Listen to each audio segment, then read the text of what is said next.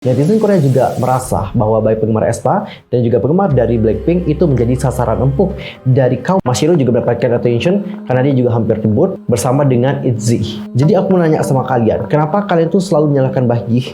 Dikarenakan dia itu unggul dikarenakan sang kakak. Tapi kenapa tidak dengan yang lain? Look at the Korean nets. Mereka pikir itu adalah sebuah bercandaan.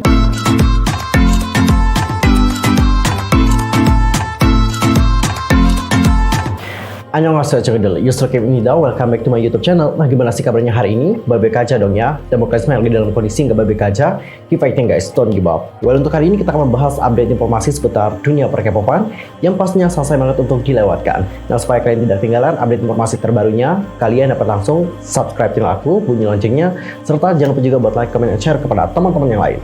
Dan berikut adalah informasi selengkapnya. Oke, cinggu, untuk berita pertama, ini menurut aku adalah berita yang sangat miris banget.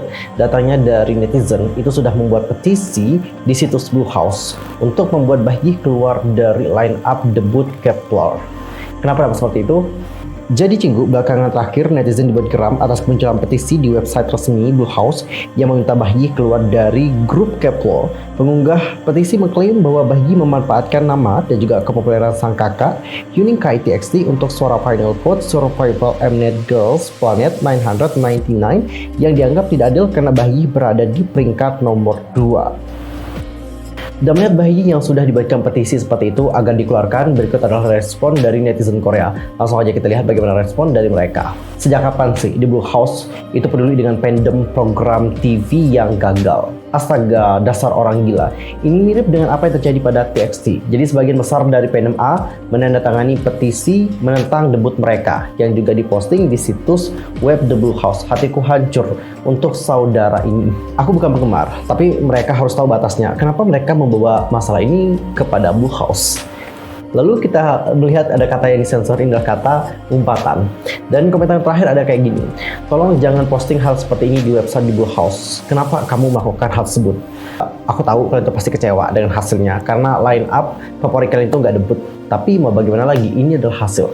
Aku aja yang ngefavoritin Yannick sama Sana, dua biasku nggak masuk sama sekali, pas waktu itu emang galau. Tapi sekarang ya bagaimana ya, kita sebagai netizen ya cuma bisa nerima. Yang penting kita udah vote, dan hasilnya seperti itu, mau gimana lagi? Mau kalian manipulasi? Aku emang bukan penggemar dari Baekhyun atau orang yang nge-standin Baekhyun banget dari awal, enggak sama sekali. Tapi aku miris sekali melihat bagaimana netizen-netizen ini terus mengkritik Baekhyun dikarenakan dia itu mendapatkan peringkat 2. Dan cinggu, kalian tahu nggak? Meskipun rasionya itu diubah atau nggak diubah sama Mnet, Baekhyun akan tetap debut. Kenapa dapat seperti itu? Di internasional dia itu mendapatkan peringkat 1, dan di Korea sendiri dia itu mendapatkan peringkat ke-7. Which mean dia di sini memang unggul guys. Baekhyun kalau kita lihat dia itu talented banget loh, baik dari segi dance dan juga dari segi vokal. Mungkin dia tidak sesuai dengan harapan kalian, mungkin dia itu belum mengeluarkan karismanya dan juga auranya yang kuat, hingga mungkin kalian menganggap bahwa facial expressionnya juga terkesan kayak kaku gitu. Tapi untuk sekarang aku lihat Baekhyun ini juga udah mulai berkembang dan dia juga udah mulai percaya diri. Tapi aku takut dengan hal-hal yang kalian lakukan ini itu dapat membuat kepercayaan diri dari Baekhyun itu bakalan terus turun dan juga turun. Banyak yang bilang ya bahwa Baekhyun ini itu unggul dikarenakan sang kakak Hyuning Kai. Maaf nih ya, maaf sekali lagi, aku di sini nggak mau ngajakin war atau gimana, tapi aku di sini pengen ngajakin kalian untuk berpikir dengan logika.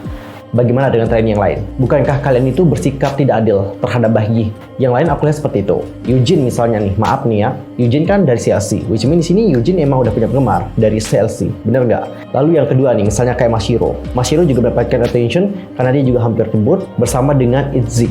Dan setahu aku member dari ITZY juga memberikan support ya kepada Mashiro. Entar kalau salah di bagian ini koreksi di kolom komentar, gak usah ngegas. Oke. Jadi aku mau nanya sama kalian, kenapa kalian tuh selalu menyalahkan Baekhyun? Dikarenakan dia itu unggul dikarenakan sang kakak. Tapi kenapa tidak dengan yang lain? Kalian tuh selalu menganggap bahwa Baekhyun ini tidak layak dan juga tidak pantas, seakan-akan dia itu nggak bisa apa-apa gitu. Tapi seperti yang aku lihat, dia bisa kok ngapa-ngapain, nyanyi bisa, ngedance bisa. Ya mungkin memang aura atau karismanya memang belum keluar. Aku dapat mengakui hal tersebut. Jujur, aku belum melihat karisma dari Baekhyun ini terpancar. Karena dia juga kalau aku lihat memang screen time-nya juga sedikit dan juga tidak terlalu ditonjolkan. Tapi ini adalah kekuatan dari fandomnya Baekhyun. Mereka itu dapat membuat Baekhyun ini menjadi number 1 di internasional dan juga number 7 di Koreanya. Dan well, untuk Baekhyun dan juga para penggemar dari Baekhyun, keep fighting for you guys. Kalian juga telah melewati banyak hal untuk sampai saat ini. Aku yakin berada di posisi kalian itu benar-benar sulit banget. Jujur aku miris banget melihat hal-hal seperti ini. Kenapa ya ada penggemar seperti ini? Kalian tuh perlu paham loh guys, apa yang dimaksudkan dengan yang namanya survival program. Survival program adalah mana yang menang sesuai dengan aturannya, itulah yang akan debut. Nah, untuk aturan dari Girls Planet sendiri, itu kan aturannya adalah voting. Jadi voting untuk bayi emang tinggi gitu. Jadi nggak heran kalau dia itu debut. Terlepas itu dikarenakan sang kakak atau bagaimana, ya ini emang adalah jalannya gitu. Kita juga mau bisa apa?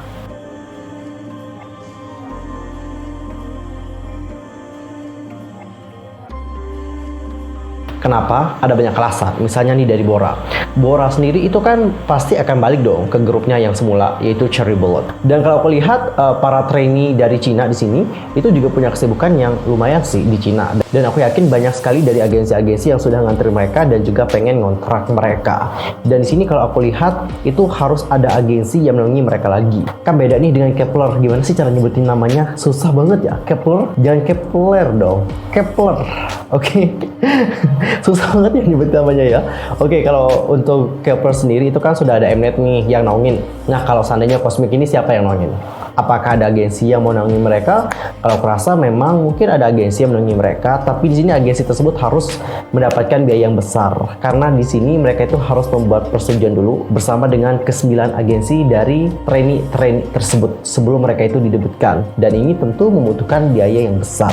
Kira-kira ada nggak agensi yang mau mengeluarkan biaya yang gede untuk mendebutkan mereka? Dan selain itu di sini kita melihat bahwa trainee dari Koreanya kan dikit. Ada Bora, lalu siapa sih namanya? Suyeon maksudku. Lalu ada juga Maya. Sedangkan untuk sisanya ada Puyaning, Wonje, lalu ada juga Ruichi dan juga Sing Xiao. Itu dari Cina. Sedangkan untuk yang Jepang itu ada Yurina sama Sana. Jadi kebanyakan membernya itu berasal dari non-Korea. Dan setahu aku ya orang-orang Korea juga pengen ngelihat grupnya itu lebih banyak orang Koreanya ketimbang orang yang di luar Korea. Jadi kemungkinan kalau seandainya mereka itu bakalan didebutin, nggak 9-nya sih yang debut bareng. Kayaknya bakalan beberapa aja sih. 4 atau nggak 5 orang member aja yang didebutin. Kemungkinan nanti 2 dari Korea, 1 dari Cina, dan juga 1 dari Jepang. Kemungkinan seperti itu guys. Kalau kalian sendiri gimana opininya tentang hal yang satu ini? Langsung saja komen di kolom komentar. Dan untuk topik yang kedua kita akan membahas mengenai Giselle yang akhirnya meminta maaf terhadap kontroversinya yang panas beberapa waktu yang lalu. Jadi untuk informasi saja, 2 hari yang lalu aespa telah mengunggah video di balik layar pemotretan jaket untuk lagu terbaru mereka yang Savage. Fans yang menonton video tersebut memperhatikan bahwa saat Giselle mengucapkan lirik Love Gallery dari SZA yang diputar di latar belakang, dia juga mengucapkan kata yang dianggap racial yang merupakan bagian dari lagu tersebut. Video itu juga dihapus setelah beberapa saat. Lalu pada tanggal 25 Oktober, Giselle memposting permintaan maaf tentang masalah ini di Twitter resmi dari aespa. Dan berikut adalah permintaan maaf dari Giselle, aku bacain ya. Giselle mengatakan, "Halo, ini Giselle. Saya ingin meminta maaf karena mengucapkan kata yang salah dari lirik lagu yang diputar di tempat. Saya tidak berniat melakukannya dengan tujuan apapun dan terbawa suasana ketika salah satu lagu dari artis favorit saya diputar. Saya juga dengan tulus meminta maaf. Saya akan terus belajar dan juga lebih sadar akan tindakan yang telah saya buat." Jadi itu adalah permintaan maaf dari Giselle. Sebenarnya untuk masalah Giselle ini udah go away, nggak ada lagi karena Giselle juga sudah meminta maaf. Dan kalau kita lihat banyak sekali dari orang-orang yang berkulit hitam seperti itu sudah menerima permintaan maaf dari Giselle. Tapi di sini netizen internasional itu melihat bagaimana sikap yang telah diberikan oleh netizen Korea atau respon yang telah diberikan oleh netizen Korea. Contoh seperti komentar yang satu ini, "Look at the Korean nets. Mereka pikir itu adalah sebuah bercandaan. They don't sincerely apologize." Mereka itu bercanda tentang hal ini di internet. "No one taught them this." Jadi salah satu komentar dari netizen Korea kayak gini, "Aku menyanyikan lagu dengan yang ini." Oke, aku nggak bisa ngucapin, aku takut soalnya guys. Jadi kata ini itu adalah pada liriknya, pada behind the scene, dan aku juga meminta maaf sudah menjadi rude to Parisian fans. Dan setelah itu ada juga netizen Korea yang komentar kayak gini, "Fans internasional menekannya berlebihan, tetapi Giselle kami sangat kuat. Giselle fighting. Sejujurnya aku tidak menemukan apa yang salah, tetapi Giselle meminta maaf. Aku yakin dia gadis yang baik. Aku masih tidak ngerti kenapa Giselle harus menjadi pihak yang bersalah dalam kejadian ini. Mulai sekarang lagu Love Gallery dan yang serupa akan aku ganti dari playlistku. Aku juga takut. Aku benar-benar tidak suka budaya seperti ini. Sungguh istilah itu bebas diucapkan di barat, tetapi ketika kami orang Asia mengucapkannya, kita langsung dicap ras. Sebelum kalian menuduh orang Asia, tolong hentikan sikap terhadap orang Asia lebih dahulu." Lagi-lagi bawa Asia ya, padahal ya gitu deh. Aku benar-benar tidak paham dengan budaya Amerika. Banyak penyanyi yang melakukan itu, tetapi kenapa respon kejam hanya datang kepada Giselle kami? Bukankah liriknya memang seperti itu? Kenapa mereka menulis lirik seperti itu? Dengar, ketika kalian menyebutkan orang-orang Asia sebagai orang kuning dalam lagu kalian, itu juga sama kan? Oke, aku mau menanggapi respon dari Korea netizen dan juga mungkin kalian yang masih belum paham dengan seberapa sensitifnya kata yang ini guys. Oke, jadi kalian tuh sebelum berkomentar seperti netizen Korea ini, kalian tuh harus paham dulu gimana latar belakang sejarahnya. Aku soalnya pernah nonton bagaimana film yang memperlihatkan bagaimana orang-orang berkulit hitam diperlakukan dengan cara yang buruk banget oleh orang-orang kulit putih. Jadi hal itu menurut aku membuat mereka memang menganggap hal-hal seperti ini menjadi hal yang sangat sensitif, terutama dengan apa yang terjadi beberapa waktu yang lalu, yaitu Black Lives Matter. Itu membuat hal ini memang menjadi sangat sensitif akhir-akhir ini. Which mean menurut aku ya, kita sebagai penggemar yang masih belum tahu bagaimana latar belakang dan juga history terhadap sensitifnya kata itu, kita di sini nggak usah ikut campur seperti apa yang telah dilakukan oleh netizen Korea tadi yang menganggap bahwa orang yang mengkritik Giselle dikarenakan hal itu terlalu berlebihan. Karena kita memang belum paham gitu. Jadi ini nanti yang membuat masalah ini makin panjang guys. Oke? Padahal Giselle-nya juga udah minta maaf. Netizennya kayak gitu. Nah Cinggu, kalau kalian sendiri gimana opininya tentang hal yang satu ini? Langsung saja sampaikan di kolom komentar.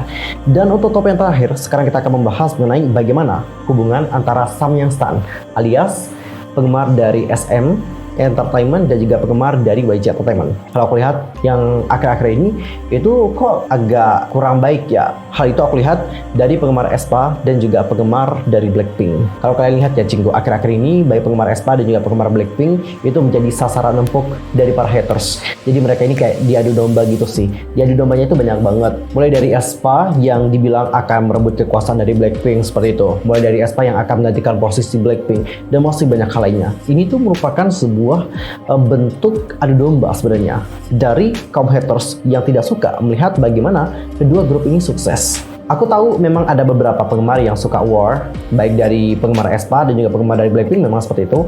Ada penggemar yang suka war, tapi menurut aku tidak semua penggemar itu suka war.